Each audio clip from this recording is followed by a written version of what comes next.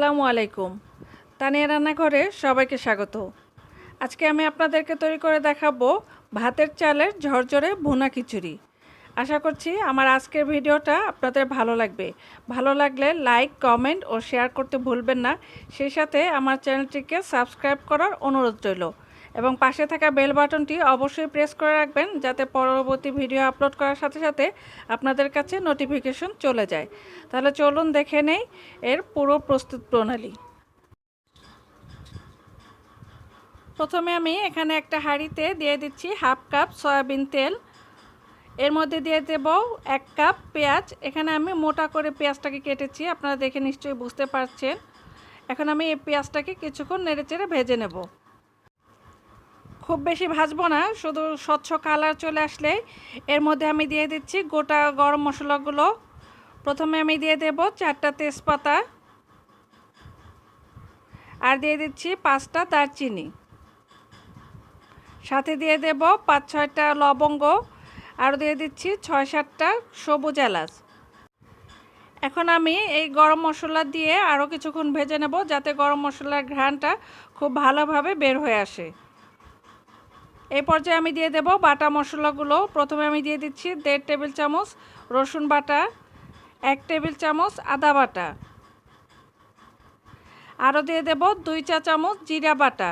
এখানে আমি সব বাটা মশলা ব্যবহার করেছি, আপনারা চাইলে ব্লেন্ড করেও নিতে পারেন, তবে আমার কাছে বাটা মশলাটা ভালো লাগে। এখন আমি এই বাটা মশলাগুলোকে কিছুক্ষণ ভেজে নেব। এখানে আমি আরও দিয়ে দিচ্ছি 2 টেবিল চামচ পেঁয়াজ বাটা।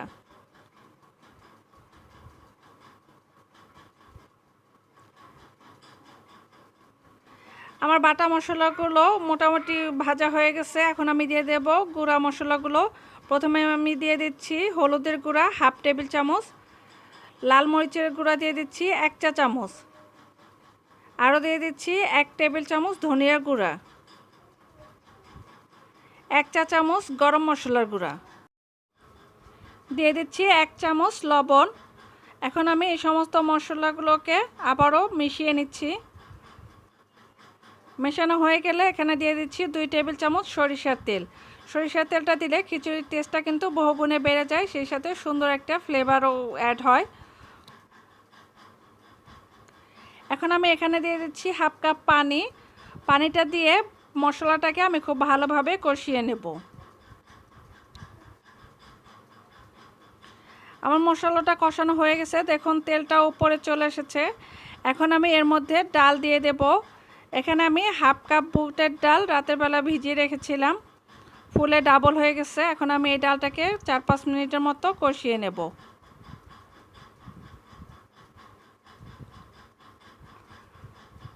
চার 5 মিনিট কষানো হয়ে গেলে এখন আমি এর মধ্যে দিয়ে দেব মুগ ডাল। এটাকে আমি হালকা ভেজে ধুয়ে পানি দিয়ে ভিজিয়ে রেখেছিলাম। এখানে আমি 2 পদের ডাল ব্যবহার করেছি, তবে আপনারা চাইলে কিন্তু এখানে অল্প পরিমাণে মসুর ডালও দিতে পারেন। এখন আমি এই ডালটা সিদ্ধ করার জন্য 1 কাপ পানি দিয়ে দিচ্ছি, তবে অবশ্যই এখানে গরম পানিটা দেবেন। ঠান্ডা পানি দিলে কিন্তু অনেক সময় ডাল সিদ্ধ হতে চায় না। এখন আমি ডালটাকে ঢাকনা দিয়ে ঢেকে দিচ্ছি। ঢাকনা তুলে দেখুন ডালের পানি কিন্তু শুকিয়ে গেছে, আর ডালও মোটামুটি সিদ্ধ হয়ে গেছে। এখন যেটুকু বাকি আছে সেটাও খিচুড়ি রান্না হতে হতে বাকিটুকু সিদ্ধ হয়ে যাবে। এখন আমরা খিচুড়ির চালটা দিয়ে দেব। এখানে আমি ভাতের চাল 3 কাপ পরিমাণে নিয়েছি, ধুয়ে পরিষ্কার করে পানিটা ঝরিয়ে তারপরে আমি খিচুড়িতে দিয়ে দিলাম। দিয়ে এখন আমি এই ডালের সাথে চালটাকে মিশিয়ে নিচ্ছি।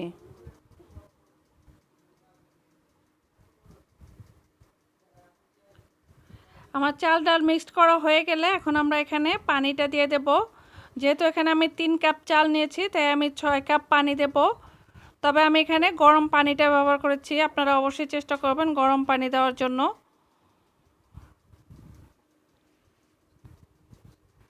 আর দিয়ে দিচ্ছি লবণ। লবণটা দিয়ে আমি আবারও নেড়ে চেড়ে দিচ্ছি, দিয়ে আমরা খিচুড়িটা বলক ওঠার জন্য অপেক্ষা করব। খিচুড়িতে বলক চলে এসেছে, এখন আমি আবারও একটু নেড়ে চেড়ে দিচ্ছি, দিয়ে এখানে দিয়ে দিচ্ছি 7-8টা কাঁচামরিচ। তবে আমি কাঁচামরিচগুলো কিন্তু ভেঙে দেব না, তাহলে ঝালটা বেশি হয়ে যাবে। এখন আমরা একটা ঢাকনা দিয়ে ঢেকে রেখে দেবো কিছুক্ষণের জন্য। কিছুক্ষণ পরে আমরা ঢাকনাটা সরিয়ে নিচ্ছি। দেখুন খিচুড়িটা নেড়ে চেড়ে দিচ্ছি। এই পর্যায়ে কিন্তু চালটা এখনও ফোটেনি, তবে ভয়ের কোনো কারণে এখনও যে পানি আছে তাতে আমাদের খিচুড়িটা ফুটে যাবে। এখন আমি দিয়ে দিচ্ছি কিছুটা ধনিয়া পাতা। ধনিয়া পাতাটা দিয়ে আবারও খিচুড়ির সাথে নেড়ে চেড়ে মিশিয়ে খিচুড়িটাকে চারপাশ থেকে গুছিয়ে একটা ঢাকনা দিয়ে ঢেকে দমে রেখে দেবো 15 মিনিটের জন্য। তবে কিন্তু এই পর্যায়ে চুলা আঁচটা একদম লোতে রাখতে হবে। আর যদি পাতলা হাঁড়ি হয় তাহলে আপনারা একটা তাওয়া দিয়ে বসিয়ে দিতে পারেন। এখন আমি ফিরে এলাম 15 মিনিট পরে। 15 মিনিট পরে আমি আরও 5 মিনিট ঢাকনা দিয়ে ঢেকে চুলা অফ অবস্থায় রেখে দিয়েছিলাম। এখন আমি আপনাদেরকে খিচুড়িটা উল্টে পাল্টে দেখাচ্ছি। দেখুন নিচে কোনো পানি নেই, একদম ঠিকঠাকভাবে হয়ে গেছে। এখন আমাদের পরিবেশনের পালা। এখন আমি এখানে একটা সার্ভিং ট্রেতে খিচুড়িটা বেড়ে নিচ্ছি। দেখুন খিচুড়িটা কত ঝরঝরে হয়েছে, ডালগুলো একদম ঠিকঠাক ফুটে গেছে, কালার ঝাল মশলা সব কিছু পারফেক্ট আছে। এখন আমি উপর দিয়ে কিছুটা বেরেস্তা দিয়ে দিচ্ছি। এটা একেবারে অপশনাল, তবে দিলে কিন্তু দেখতেও ভালো লাগে, খেতেও ভালো লাগে। তো আপনারা চাইলে আমার এই ভিডিওটা দেখে একবার হলেও ট্রাই করে দেখতে পারেন। আশা করছি আপনাদের ভালো লাগবে। আর যদি ট্রাই করেন ভালো লাগলে আমাকে অবশ্যই কমেন্ট করে জানাবেন। আজকের মতো এখানে বিদায় নিচ্ছি। পরবর্তী ভিডিও দেখার আমন্ত্রণ জানিয়ে সবাই ভালো থাকবেন, সুস্থ থাকবেন আর আমার জন্য দোয়া করবেন। আল্লাহ হাফেজ।